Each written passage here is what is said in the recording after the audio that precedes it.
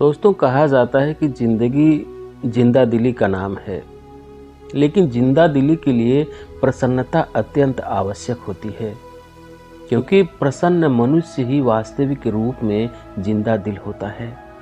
इसके लिए यह परम आवश्यक है कि प्रत्येक परिस्थिति में वह आनंदित रहे, खुश रहे। परिस्थिति चाहे अच्छी हो या बुरी हो, जीवन में चाहे कितनी भी विकट परिस्थिति हो, यदि किसी का मन आनंदित है, खुश है, तो वह सबसे बड़ा संपन्न मनुष्य है।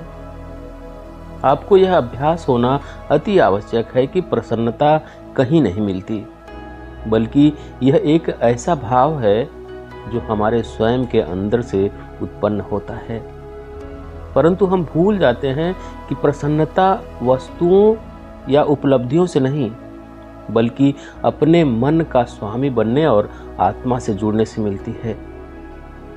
कोई भी सफलता खुशी की गारंटी नहीं है और खुशी के लिए सफलता जरूरी नहीं है।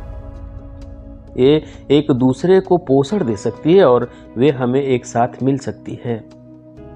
भौतिक संतुष्टि बाहरी है, जबकि खुशी आंतरिक है। जब संत खुशी के बारे में बात करते हैं तो वे एक कस्तूरी हिरण की कहानी बताते हैं।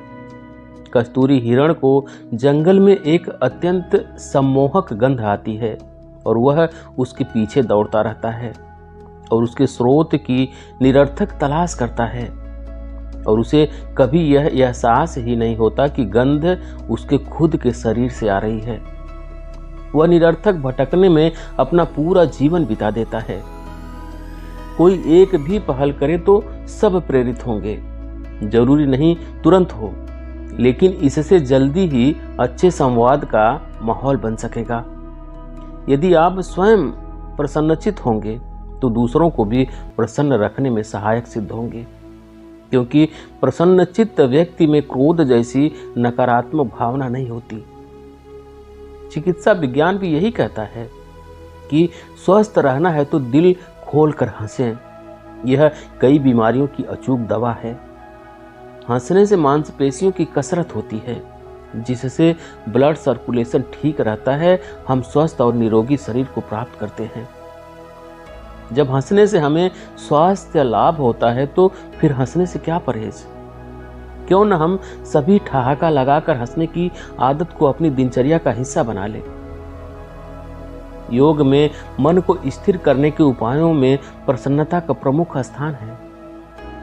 अगर हम समाज की नजरों से देखें तो हर हाल में प्रसन्न रहने और हंसने हंसाने वाले मनुष्य सभी को ज्यादा पसंद आते हैं, और ज्यादातर मनुष्य उनके संपर्क में रहना पसंद करते हैं। चेहरे की मुस्कुराहट दो अनजान लोगों को भी करीब ला देती है और दो अजनबियों के बीच की दूरियों को मिटा देती है।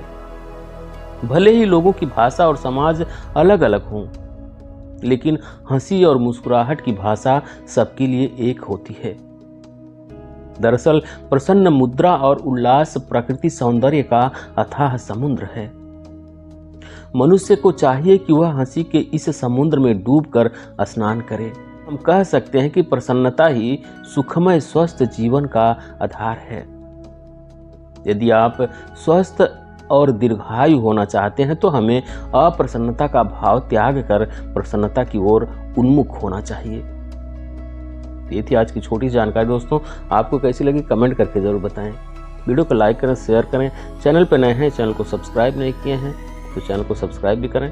बेल आइकन प्रेस कर लें ताकि आने वाली सभी वीडियो का नोटिफिकेशन सबसे पहले आपको मिले। वीडियो देखने के लिए बहुत बहुत धन्यवाद।